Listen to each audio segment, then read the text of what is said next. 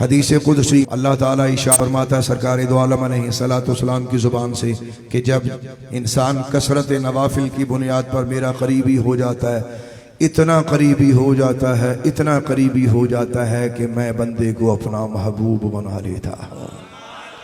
اور جب میں بندے کو اپنا محبوب بنا لیتا ہوں پھر کیا ہوتا ہے؟ فرمایا میں اس کے کان ہو جاتا ہوں جس سے وہ سنتا ہے، میں اس کی آنکھ ہو جاتا ہوں جس سے وہ دیکھتا ہے، میں اس کی زبان ہو جاتا ہوں جس سے وہ بولتا ہے، میں اس کا ہاتھ ہو جاتا ہوں جس سے وہ پکڑتا ہے۔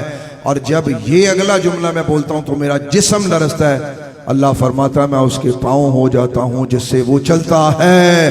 اللہ نے اپنی محبت کی انتہا کر دی اپنے بندے سے۔ اللہ اکبر۔ جب اس درجہ قرب پہ انسان فائز ہوتا ہے اللہ تعالیٰ فرماتا ہے پھر میرا بندہ جو مجھ سے مانگتا میں دیتا ہوں۔ اس سے آگے بڑھو، اللہ تعالیٰ ارشاد فرماتا ہے مجھے تردد نہیں ہوتا۔ تردد پہ غور کیجئے، اسی حدیث کا ایک لفظ ہے۔ تردد کا مطلب ہوتا ہے کروں یا نہ کروں، کروں یا نہ کروں، کروں یا نہ کروں۔ یہ تردد ہے، یہ انسان کی صفت ہے، خالق کی صفت نہیں ہے، یہ صفت بندہ ہے۔ اللہ فرماتا ہے مجھے کسی کام میں تردد نہیں ہوتا، لیکن جب اپنے ولی کی روح نکالتا ہوں تو تردد ہوتا ہے۔ اللہ اکبر۔ یہ بھی بخاری شریف کی حدیث ہے جو میں نے آپ کی خدمت میں پیش کر دی۔ اب اس حدیث پر تبصرہ ہے ایک ہستی کا جو میں آپ کی خدمت میں پیش کر رہا ہوں۔ حضرت امام فخر الدین رازی اپنی تفسیر کبیر میں اسی حدیث پر تبصرہ لکھتے ہیں، یہ حدیث بیان کرتے ہیں، پھر کچھ آگے جا کر اس حدیث پر وہ تبصرہ ہے، ذرا سنو تاکہ آپ کو اس کی سمجھ آ جائے۔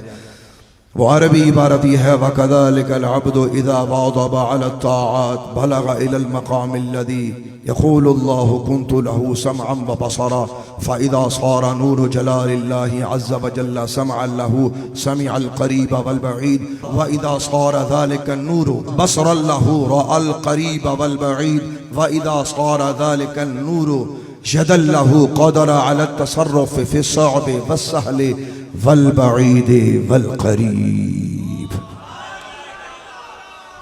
امام رازی نے یہ تبصرہ کیا ہے، وہ کہتے ہیں اس حدیث یہ جو میں نے آپ کے سامنے حدیث قدسی بیان کی اس کا مفہوم وہ کیا سمجھے؟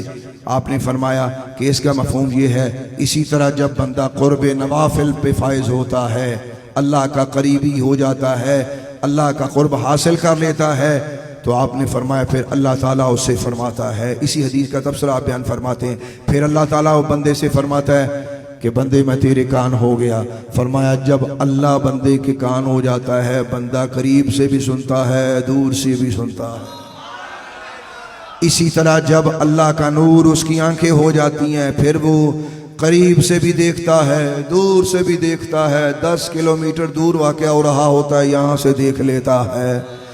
لفظوں پہ غور کیجئے گا، یہ بھی تبصرہ نہیں میں نے کرنا، آپ اس پہ خود سمجھے رہا، دور قریب اس کے لیے ایک ہو جاتا ہے۔